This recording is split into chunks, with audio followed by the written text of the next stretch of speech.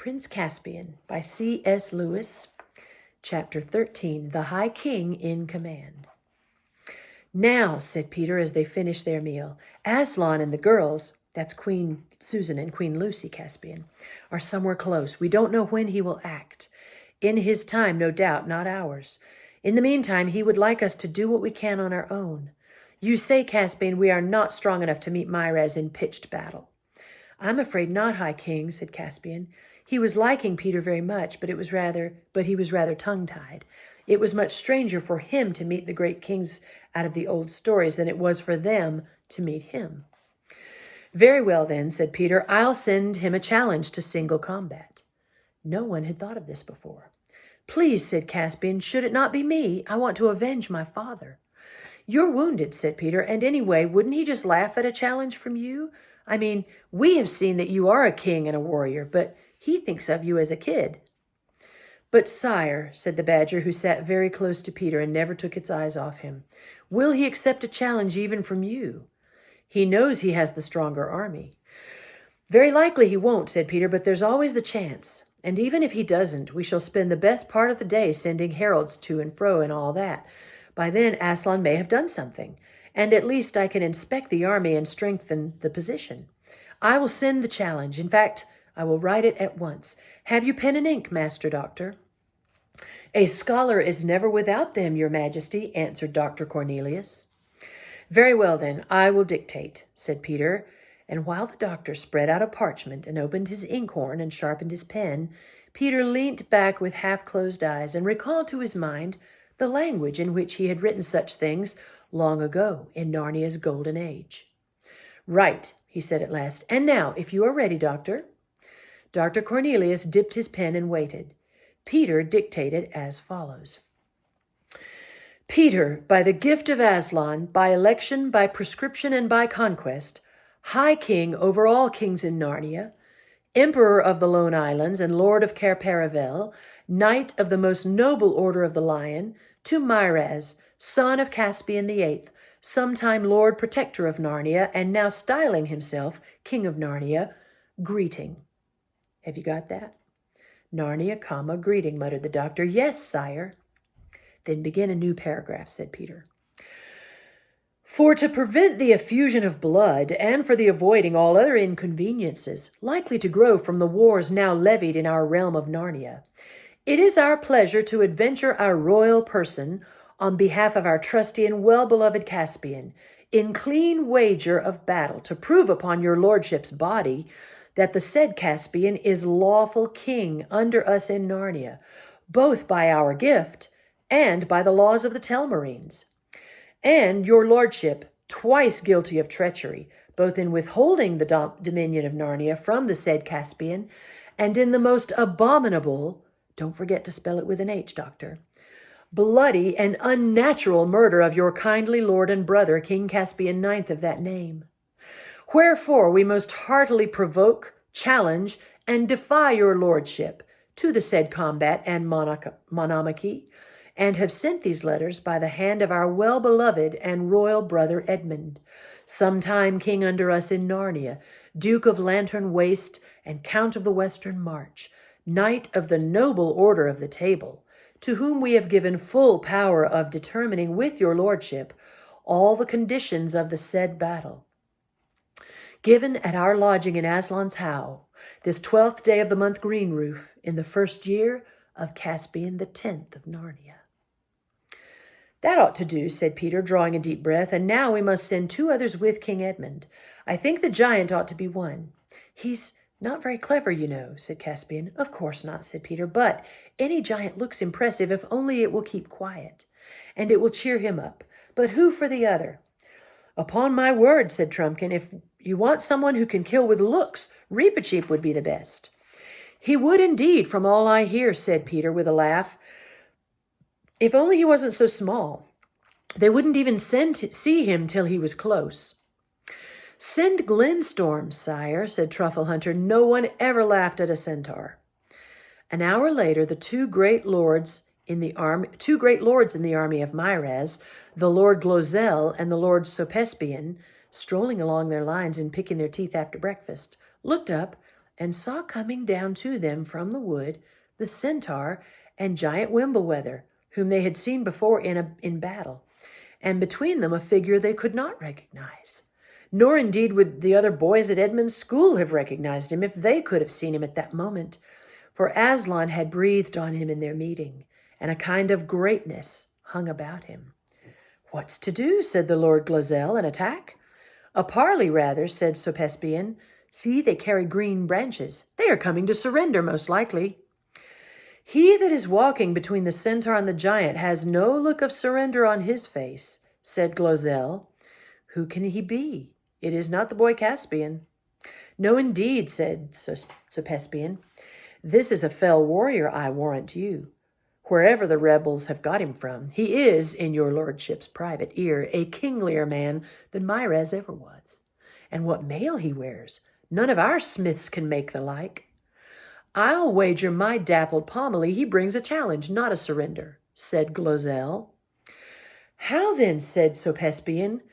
"We hold the enemy in our fists here. Myraz would never be so harebrained as to throw away his advantage on a combat." "He might be brought to it," said Glozelle in a much lower voice. "Softly," said Sir Caspian. "Step a little aside, out of earshot of these sentries. Now, have I taken your lordship's meaning aright?"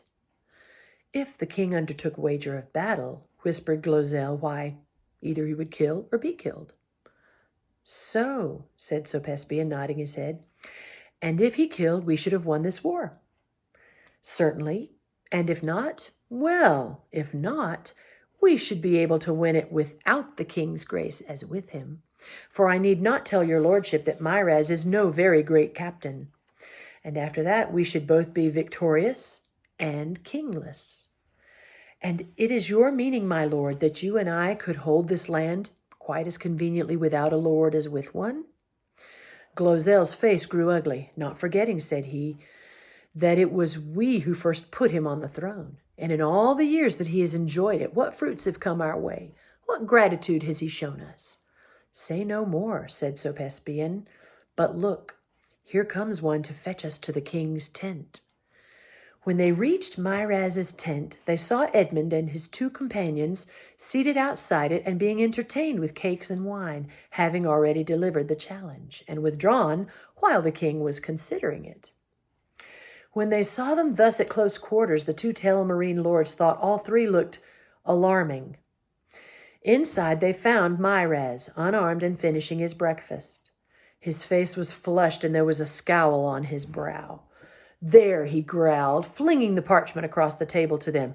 "See what a pack of nursery tales our jackanapes of a nephew has sent us."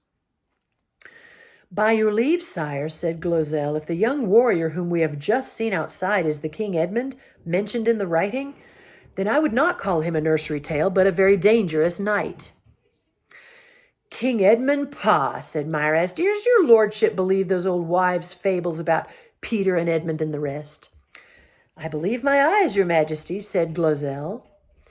"Well, this is to no purpose," said Myraz, "but as touching the challenge, I suppose there is only one opinion between us." "I suppose so indeed, sire," said Glozelle. "And what is that?" asked the king. "Most infallibly to refuse it," said Glozelle.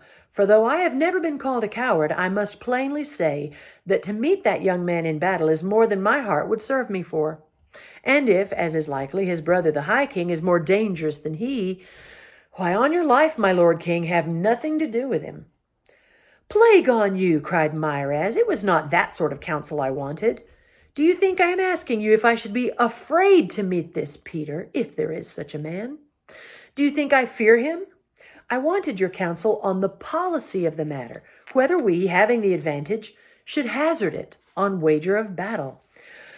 "To which I can only answer, your majesty," said Glozelle, "that for all reasons the challenge should be refused. There is death in the strange knight's face." "There you are again," said Myraz, now thoroughly angry. "Are you trying to make it appear that I am as great a coward as your lordship?" "Your majesty may say your pleasure," said Glozelle sulkily. "You talk like an old woman, Glozelle," said the king. "What say you, my lord Sir Caspian?" "Do not touch it, sire," was the reply, "and what your majesty says of the policy of the thing comes in very happily. It gives your majesty excellent grounds for a refusal, without any cause for questioning your majesty's honor or courage." "Great heaven!" exclaimed Myraz, jumping to his feet. "Are you also bewitched today? Do you think I am looking for grounds to refuse it? You might as well call me a coward to my face."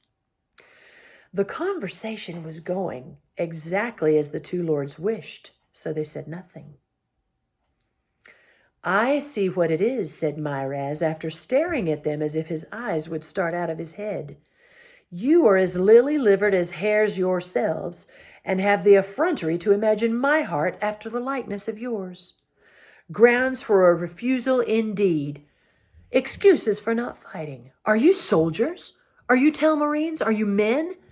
And if I do refuse it, as all good reasons of captaincy and martial policy urge me to, you will think and teach others to think I was afraid. Is it not so?" "No man of your majesty's age," said Glozelle, "would be called coward by any wise soldier for refusing combat with a great warrior in the flower of his youth." "So I'm to be a dotard with one foot in the grave as well as a dastard," roared Myraz. "I'll tell you what it is, my lords, with your womanish counsels, ever shying away from the true point, which is one of policy, you have done the very opposite of your intent. I had meant to refuse it, but I'll accept it. Do you hear? Accept it. I'll not be shamed because some witchcraft or treason has frozen both your bloods." "We beseech your majesty," said Glozelle, but Myraz had flung out of the tent, and they could hear him bawling out his acceptance to Edmund. The two lords looked at one another and chuckled quietly. "I knew he'd do it if he were properly chafed," said Glozelle, "but I'll not forget he called me a coward. That shall be paid for." There was a great stirring at Aslan's house when the news came back and was communicated to the various creatures. Edmund, with one of Myraz's captains, had already marked out the place for the combat, and ropes and stakes had been put round it. 2 Telmarines were to stand at 2 of the corners, and 1 in the middle of one side, as marshals of the lists. 3 marshals for the other 2 corners and the other side were to be furnished by the High King. Peter was just explaining to Caspian that he could not be one because his right to the throne was what they were fighting about, when suddenly a thick, sleepy voice said, "Your Majesty, please." Peter turned, and there stood the eldest of the bulgy bears. "If you please, your Majesty," it said, "I'm a bear, I am." "To be sure you are, and a good bear too, I don't doubt," said Peter. "Yes," said the bear, "but it was always a right of the bears to supply one marshal of the lists." "Don't let him," whispered Trumpkin to Peter. "He's a good creature, but he'll shame us all. He'll go to sleep, and he will suck his paws, in front of the enemy, too." "I can't help that," said Peter, "because he's quite right. The bears had that privilege. I can't imagine how it has been remembered all these years when so many other things have been forgotten."